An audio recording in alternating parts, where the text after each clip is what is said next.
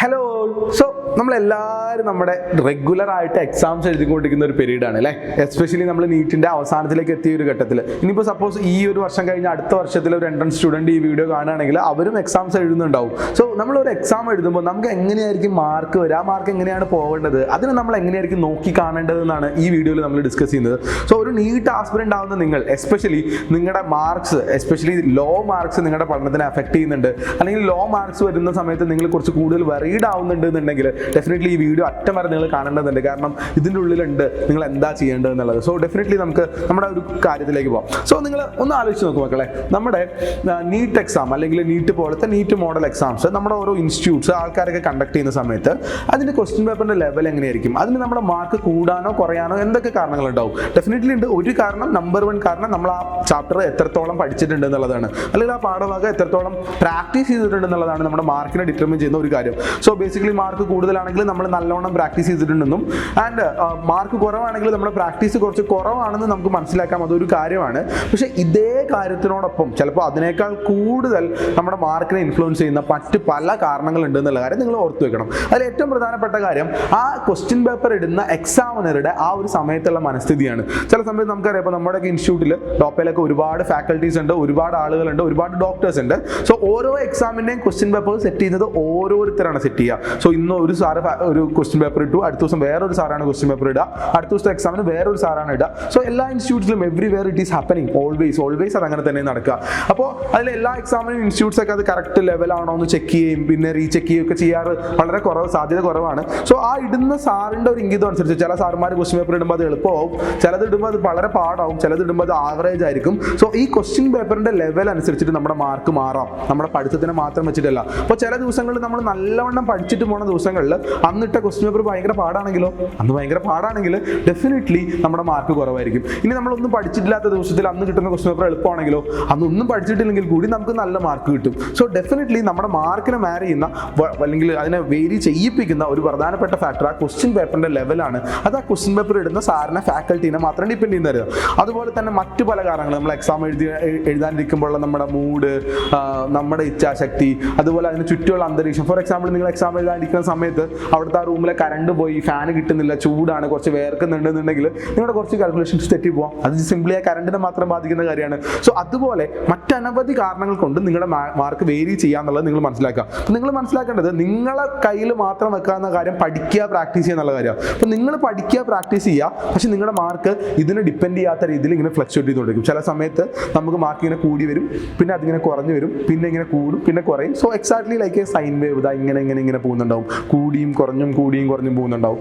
അതിനെ ഈ കൂടുന്നതിൻ്റെയും കുറയുന്നതിൻ്റെയും കാരണങ്ങൾ എൻറ്റയർലി നിങ്ങളുടെ കയ്യിൽ മാത്രം നിൽക്കുന്ന ഒരു കാര്യമല്ല എന്നുള്ള കാര്യം നിങ്ങൾ മനസ്സിലാക്കണം. വളരെ ഇമ്പോർട്ടൻ്റ് ആണ്. ഇനി കൂടുന്നതിൻ്റെ എമൗണ്ട് നമ്മൾ പറയുകയാണെങ്കിൽ സൈൻ വേവിൻ്റെ ആംപ്ലിറ്റ്യൂഡ് എന്ന് പറയുകയാണെങ്കിൽ ചില സമയത്ത് കൂടുമ്പോൾ നല്ലോണം കൂടും, കുറയുമ്പോൾ നല്ലോണം കുറയും. സോ ഒരു ആംപ്ലിറ്റ്യൂഡിൽ ഇങ്ങനെ പോകുന്ന വലിയ വേരിയേഷൻസ് നമുക്ക് ചില സമയങ്ങളിൽ നമുക്ക് കാണാൻ പറ്റും. ടൈം ഡിപ്പെൻഡൻ്റ് ആണ്, എക്സാം ഡിപ്പെൻഡൻ്റ് ആണ്, നിങ്ങളെ ഡിപ്പെൻഡ് ചെയ്യുന്ന കാര്യമല്ല എന്നുള്ളത് മനസ്സിലാക്കുക. ആൻഡ് മനസ്സിലാക്കേണ്ട കാര്യം ഓൾവേസ് നമ്മുടെ എക്സാമിൻ്റെ റിസൾട്ടുകൾ ഇങ്ങനെ ആയിരിക്കും. അതിപ്പോൾ കാണുന്ന പേരൻസ് ഉണ്ടാവും, പേരൻസ് മനസ്സിലാക്കേണ്ടത് ഇത് തന്നെയാണ്. നിങ്ങളുടെ കുട്ടികളുടെ mark it is not a fixed thing. ഒരാൾക്കും ഫിക്സ്ഡ് ആക്കാൻ പറ്റില്ല. നമ്മൾ ഏത് കുട്ടിയുടെ ആണെങ്കിലും, ഇപ്പോൾ ടോപ്പർ ആണെങ്കിലും നടുവിൽ നിൽക്കുന്ന കുട്ടിയാണെങ്കിലും അവസാനം വരുന്ന കുട്ടിയുടെ മാർക്കുകൾ ചിലപ്പോൾ ഇങ്ങനെ കയറും, കുറയും. അത് ഇങ്ങനെ തന്നെ പോകുള്ളൂ എന്നുള്ളത് അത് മനസ്സിലാക്കി തന്നെ വെക്കുക. ഇതല്ലാത്ത രൂപത്തിൽ ഒരു മാർക്ക് ഒരാൾക്കും കിട്ടില്ല. മിക്കവാറും എല്ലാ കുട്ടികളുടെയും കൺഫ്യൂഷൻ ആയിട്ട് വരുന്ന ഒരു കാര്യമാണ്, എൻ്റെ മാർക്ക് ഇങ്ങനെ ഫ്ലക്ച്വേറ്റ് ചെയ്തുകൊണ്ടിരിക്കുകയാണ്, ഞാൻ എന്താണ് ചെയ്യേണ്ടത്?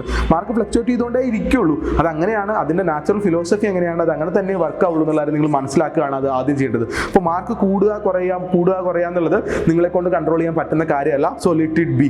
പക്ഷേ നമ്മൾ ഇതിനകത്തൊരു സാഡ് സൈഡ്, ഇതിൻ്റെ ഒരു അതർ സൈഡ് എന്ന് പറഞ്ഞാൽ ചില കുട്ടികൾ, ചില പേരൻസ്, അവരൊക്കെ ആൾക്കാരൊക്കെ മാർക്ക് ഇങ്ങനെ കൂടുമ്പോൾ ഭയങ്കര ഹാപ്പിയാവും, മുഖം ഇങ്ങനെ തെളിഞ്ഞ് വരും, അവരുടെ വർക്കിംഗ് പൊട്ടൻഷ്യൽ ഭയങ്കര കൂടി വരും, അവർ നല്ലോണം വർക്ക് ചെയ്യാൻ തുടങ്ങും. മാർക്ക് അതുപോലെ ഇങ്ങനെ കുറയുമ്പോൾ അവരുടെ മുഖം ഇങ്ങനെ ഡാർക്ക് സങ്കടം വന്ന് ചിലപ്പോൾ കരയാനോ പേടിയാവാനൊക്കെ തുടങ്ങി അവരുടെ വർക്കിംഗ് പൊട്ടൻഷ്യൽ ഇങ്ങനെ കുറഞ്ഞു വരും.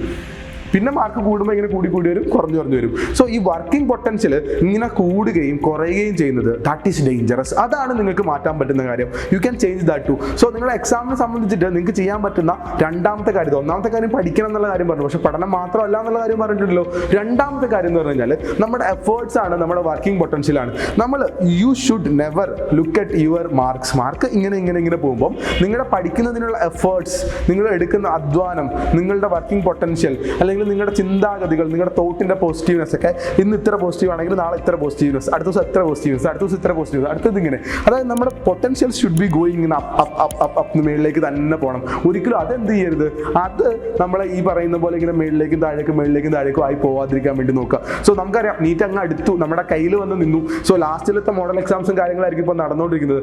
ഈ ഒരു സമയത്ത് പോലും നിങ്ങളുടെ മാർക്ക് സൈൻ വേവ് ആയിരിക്കും, പക്ഷെ നമ്മുടെ എഫേർട്സ് ഇൻക്രീസ് ചെയ്ത് day by day, every time, അല്ലെങ്കിൽ അവർ ബൈ അവർ അങ്ങനെ തന്നെ ചെയ്യുക. ഈ അവറിൽ ഇതാണ് ഞാൻ ചെയ്തെങ്കിൽ അടുത്ത അവറിൽ കുറച്ചും കൂടി ബെറ്റർ ആയിട്ട് ചെയ്യുക, നെക്സ്റ്റ് അവറിൽ കുറച്ചുകൂടി ബെറ്റർ ആയിട്ട് ചെയ്യുക, അങ്ങനെ ബെറ്ററാക്കി കൊണ്ടുവരുന്ന സാധനമാണ് നമ്മുടെ തിങ്കിങ് കപ്പാസിറ്റി, തോട്ട് പ്രോസസ് ഒക്കെ. ആൻഡ് ഡെഫിനറ്റ്ലി മക്കളെ ഒരു കാര്യം ഞാൻ പറയാം, നമ്മുടെ തോട്ട് പ്രോസസ്, നമ്മുടെ തിങ്കിങ് കപ്പാസിറ്റി, നമ്മുടെ എഫേർട്സ് അത് അങ്ങനെ ഇംപ്രൂവ് ചെയ്യാമെങ്കിൽ നിങ്ങൾക്ക് നല്ലൊരു റിസൾട്ട് ഉണ്ടാവുക തന്നെ ചെയ്യും, ഇറസ്പെക്റ്റീവ് ഓഫ് യുവർ ഇപ്പോൾ കിട്ടുന്ന റിസൾട്ട്. കാരണം ഇപ്പോൾ കിട്ടുന്ന റിസൾട്ട് നിങ്ങൾ നല്ല എഫേർട്ട് എടുക്കുന്ന ദിവസം റാങ്ക് കുറയലായിരിക്കും. നോർമലാണ് മക്കളെ, അത് നോർമലാണെന്ന് മനസ്സിലാക്കാം. സോ ഞാൻ ഇനി പറയാൻ പോകുന്ന കാര്യം വളരെ ഇമ്പോർട്ടൻ്റ് ആണ്. നീറ്റ് എക്സാം അടുത്തിരിക്കുന്ന ഈ ഒരു സമയത്ത് ഓരോ എക്സാം എഴുതി കഴിഞ്ഞിട്ട് ഏതൊക്കെ ക്വസ്റ്റ്യനാണ് തെറ്റിപ്പോയത്, എത്രയൊക്കെയാണ് ശരിയായത്, എങ്ങനെയാണ് തെറ്റിപ്പോയതെന്ന് നോക്കിയാൽ മാത്രം മതി. നിങ്ങൾ അതിൻ്റെ സ്കോറോ റാങ്കോ നോക്കിയില്ലെങ്കിലും ഒരു കുഴപ്പമില്ല. നിങ്ങൾ അതിനകത്തേക്ക് നോക്കേണ്ട, നിങ്ങളത്തേക്ക് വിട്ടേക്ക് സ്കോറോ റാങ്കൊക്കെ. പക്ഷേ ഓരോ എക്സാം കഴിയുമ്പോഴും ഏതൊക്കെ ക്വസ്റ്റ്യൻ ശരിയായി, ഏതൊക്കെ തെറ്റിപ്പോയത് എങ്ങനെയാണ് തെറ്റിപ്പോയത് നോക്കേണ്ടത് അനിവാര്യമാണ്. അതല്ലാതെ എനിക്ക് 538 മാർക്ക് കിട്ടി, എൻ്റെ റാങ്ക് 323 അതൊന്നും നോക്കേണ്ട ആവശ്യമില്ല. അത് എന്തെങ്കിലുമൊക്കെ ആയിക്കോട്ടെ, കുഴപ്പമില്ല. നമ്മൾ എക്സാമിൻ്റെ ക്വസ്റ്റ്യൻസിന് മാത്രം റിവ്യൂ ചെയ്യുന്ന രൂപത്തിൽ പോയാൽ മതി. ബിക്കോസ് നിങ്ങളുടെ ഫ്ലക്ച്വേറ്റിംഗ് ആയിട്ടുള്ള റാങ്ക് ഭയങ്കര നോർമലാണ്. ആൻഡ് ആ ഫ്ലക്ച്വേഷൻസിലേക്ക് നോക്കി നമ്മുടെ മൂഡ് ഫ്ലക്ച്വേറ്റ് ചെയ്ത് നമ്മുടെ എഫേർട്സ് ഫ്ലക്ച്വേറ്റ് ചെയ്യാതിരിക്കാൻ വേണ്ടി ശ്രദ്ധിക്കുക. എഫേർട്സിന് ഇതാ ഇങ്ങനെ കൂട്ടുക. ആൻഡ് അത് വെച്ചിട്ട് നിങ്ങൾക്ക് നല്ല റാങ്ക് കിട്ടും, ഉറപ്പാണ്. നല്ല സ്കോറിലേക്ക് നിങ്ങൾ എത്തിപ്പെടുക തന്നെ ചെയ്യും. ആൻഡ് ഒരൊറ്റ കാര്യം ഒന്നുകൂടി റിപ്പീറ്റ് ചെയ്ത് പറയാണ്, NEET exam will be the easiest exam you will be facing. നിങ്ങൾ ഫേസ് ചെയ്യുന്ന ഏറ്റവും എളുപ്പമുള്ള എക്സാം ആയിരിക്കും. ആ നീറ്റ് എക്സാം ഹാളിൽ നിങ്ങൾക്ക് ഇതുവരെ കിട്ടാത്ത ഒരുപാട് ഉത്തരങ്ങൾ കിട്ടും. നിങ്ങൾ ഭയങ്കരമായിട്ട് ഫേവർ ചെയ്യും. നിങ്ങൾ പണ്ട് പഠിച്ച കാര്യങ്ങളൊക്കെ ഓർമ്മ വരും. ഇപ്പോഴത്തെ എക്സാമിൽ ഓർമ്മ വരാത്ത കാര്യങ്ങൾ, ഇപ്പോഴത്തെ എക്സാമിൽ നടക്കാത്ത സംഭവങ്ങളും മാജിക്കുകളും എല്ലാം നീറ്റ് എക്സാമിൽ സംഭവിക്കും. സോ ആ ഒരു ശുഭാപ്തി വിശ്വാസത്തിൽ വേണം നിങ്ങൾ ഇരിക്കാൻ. ഇത് ശുഭാപ്തി വിശ്വാസം അല്ലാട്ടോ പറയാം, എൻ്റെ ഗ്യാരണ്ടിയാണ്. നിങ്ങൾ നോക്കിക്കോ, നിങ്ങൾ നീറ്റ് എക്സാം കഴിഞ്ഞ് കഴിഞ്ഞിട്ട് നിങ്ങൾ വന്നിട്ട് എന്നോട് പറയും, സാറ് പറഞ്ഞ പോലെ സംഭവിച്ചു, ഇത് ഗ്യാരണ്ടിയാണ്, ഇത് അങ്ങനെ തന്നെയാണ് നടക്കാന്നുള്ളത് നിങ്ങൾ ഉറപ്പായിട്ടും വന്ന് പറയും. അതിന് വേണ്ടിയിട്ട് നിങ്ങൾ ചെയ്യേണ്ട കാര്യം നിങ്ങളുടെ എഫേർട്സ് കൂട്ടുക, അങ്ങനെ കൂട്ടി പോവുക. ഓക്കെ, സോ അടിപൊളിയായിട്ട് പഠിക്കും മക്കളെ. നമ്മൾ നീറ്റ് എക്സാം കഴിഞ്ഞിട്ട് നിങ്ങൾ എല്ലാവരെയും മീറ്റ് ചെയ്യാം. ഇതുപോലെയുള്ള റെസ്പോൺസുകൾ, സാധനങ്ങൾ എല്ലാം നിങ്ങൾ എന്തെങ്കിലും ഉണ്ടെങ്കിൽ ഷെയർ ചെയ്യാം. ആൻഡ് ഈ വീഡിയോ ഇഷ്ടമായെങ്കിൽ ലൈക്ക് ചെയ്യാൻ മറക്കണ്ട, ഷെയർ ചെയ്ത് കൊടുക്കുക കൂട്ടുകാർക്ക് എല്ലാവർക്കും. ചാനൽ സബ്സ്ക്രൈബ് ചെയ്യാനും മറക്കണ്ട. കൂടുതൽ ടോപ്പിക്സ് എന്തെങ്കിലുമൊക്കെ വേണമെങ്കിൽ, എന്തെങ്കിലും കൺഫ്യൂഷൻസ് ഉണ്ടെങ്കിൽ തീർച്ചയായിട്ടും വീഡിയോയുടെ അടിയിൽ കമൻറ്റ് ചെയ്യാനും മറക്കണ്ട. All the very best. അടിച്ചു വിളിച്ച് പഠിക്കും.